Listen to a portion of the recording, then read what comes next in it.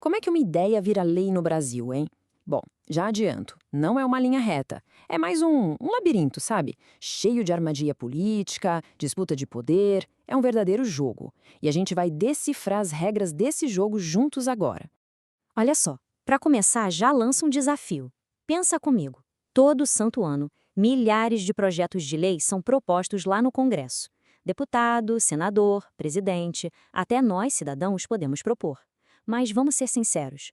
Qual é a chance real de uma dessas ideias sair do papel, virar lei de verdade e aparecer no Diário Oficial? A resposta? A resposta pode chocar. Pois é, a resposta está bem aqui nesse gráfico, e é um verdadeiro choque de realidade. A esmagadora maioria dos projetos fica pelo caminho, ou é arquivada ou fica mofando numa gaveta. O processo legislativo, na prática, funciona como um filtro gigante, onde só uma fração minúscula das propostas consegue sobreviver. Agora que a gente viu também do funil, vamos entender como ele funciona. Certo, mas para a gente entender a bagunça da vida real, a gente precisa primeiro conhecer a teoria, né? Vamos dar uma olhada no caminho ideal de uma lei. Aquele processo bonito, como ele foi desenhado nos livros, na Constituição. Então, essa jornada formal tem basicamente 4 grandes etapas. Tudo começa com a iniciativa, que é quando alguém de fato apresenta o projeto. Daí vem a deliberação.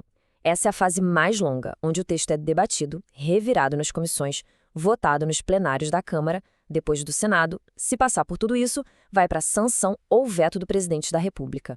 E, finalmente, a promulgação, que é quando a lei é oficializada e publicada para todo mundo conhecer. E aqui está o pulo do gato, o ponto central. Essa lentidão toda, ela é de propósito. Não é um bug, é uma feature do sistema, sabe? A ideia por trás disso é proteger a própria democracia. É forçar que cada projeto seja analisado até a exaustão para filtrar proposta ruim, coisa inconstitucional, ou até com viés autoritário. É o famoso sistema de freios e contrapesos funcionando na prática. Ok. Essa é a teoria, né? O manual de instruções. Mas a realidade lá nos corredores do Congresso, é outra história. Agora a gente entra no jogo do poder de verdade, onde as regras não estão escritas e é a política que dá as cartas. E essa frase aqui, ela resume tudo. Na prática, o que vale mesmo não é a qualidade da sua ideia. É preciso ter apoio político, a tal da base aliada. Se o governo não tiver o suporte de blocos poderosos, como o famoso Centrão, o melhor projeto do mundo pode simplesmente morrer na praia, ou pior, dormir por uma década na gaveta de alguma comissão. E falando em gaveta de comissão, o poder da CCJ é o maior exemplo disso. A Comissão de Constituição e Justiça, ela não é só um órgão técnico, não. Ela é o grande porteiro do Congresso, o segurança da festa. Se a CCJ der um parecer negativo dizendo que um projeto é inconstitucional, já era. É quase uma sentença de morte para a proposta. É o primeiro filtro e talvez o mais poderoso de todos. Bom, mas diante desse cenário, desse Congresso que pode ser tão lento e complicado, o presidente da República tem uma carta na manga, uma ferramenta poderosíssima para, digamos, furar a fila e criar uma lei de forma quase que instantânea. E essa ferramenta é a medida provisória, a famosa MP. A regra é, em casos de relevância e urgência, o presidente pode simplesmente editar uma MP. E no momento em que ela é publicada, pronto, já está valendo como lei. É o verdadeiro superpoder do executivo nesse jogo todo. E olha, essa tabela aqui deixa a diferença gritante. Uma lei comum leva meses, às vezes anos. Uma MP, o efeito é imediato. Uma lei nasce no Congresso. A MP nasce lá no Palácio do Planalto, direto da caneta do presidente. A grande sacada é que o Congresso só vai analisar a MP depois que ela já está valendo e mudando a vida das pessoas. Mas calma, esse superpoder também não é um cheque em branco. Existem limites bem claros. Uma MP não pode, por exemplo, criar um crime novo. E o mais importante de tudo, ela tem prazo de validade. O Congresso tem até 120 dias para analisar e votar. Se não votar nesse prazo, a MP caduca. Ela simplesmente perde a validade, deixa de existir, como se nunca tivesse acontecido.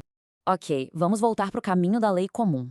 Depois de sobreviver a todo aquele labirinto do Congresso, o projeto de lei chega no seu clímax, na sua grande final, a mesa do presidente. É aqui que acontece o confronto final de verdade entre os poderes. A Constituição é clara.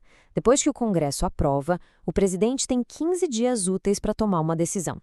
Sancionar, que é concordar e transformar o projeto em lei, ou vetar, que é basicamente dizer não e barrar a proposta, seja ela inteira ou só uma parte. E o veto tem suas próprias regrinhas. Não dá para vetar só uma palavra ou uma frase que não gostou. O veto parcial tem que ser no texto completo de um artigo, de um parágrafo, é tudo ou nada naquele trecho. Ah, e tem outra. Se o presidente ficar em silêncio por 15 dias, não disser nada, o silêncio conta como um sim. A lei é aprovada do mesmo jeito. Só que a caneta do presidente não é o fim da história.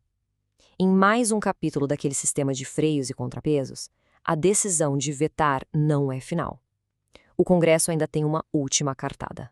E esse é o momento House of Cards na nossa política. Derrubar um veto presidencial, essa é a demonstração máxima de força do Congresso. É o legislativo olhando para o executivo e dizendo com todas as letras: quem manda aqui no final das contas somos nós. No fim das contas, fica essa reflexão no ar, né? Toda essa complexidade, todos esses filtros, essas idas e vindas, esses confrontos de poder. Esse sistema foi mesmo desenhado para proteger a democracia, para garantir leis melhores e mais justas? Ou será que essa mesma complexidade acaba, na prática, servindo para proteger interesses de grupos específicos e para dificultar as mudanças que a sociedade de fato precisa? A resposta... Bom, a resposta provavelmente está em algum lugar no meio desse labirinto todo.